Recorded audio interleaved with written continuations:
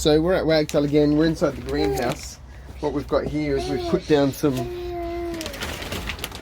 pasteurised bedding straw that we got from Wayne Slape's mushroom house. Just sprinkled a really thin amount across the soil underneath the wire rack that we use for the seedlings here and for dancing on. And this is the spawn, the grain spawn. So this is inoculated with King Stropharia mycelium. So we'll sprinkle this over the bedding straw and then we'll cover it over completely.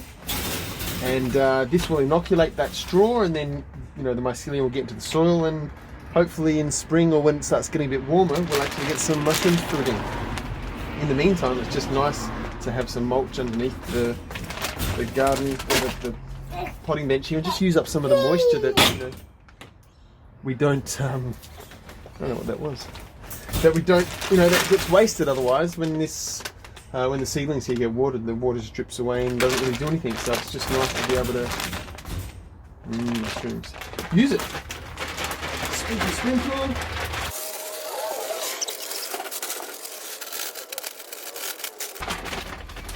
Once this is well established, you can just keep adding bedding straw on top. It doesn't have to be pasteurised after it's established, because the organism is so strong it can really sort of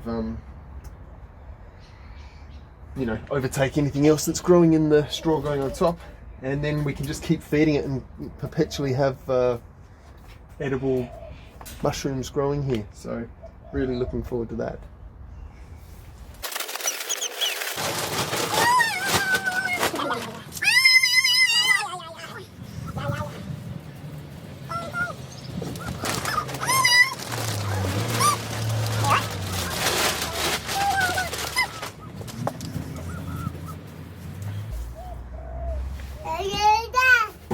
Ayada?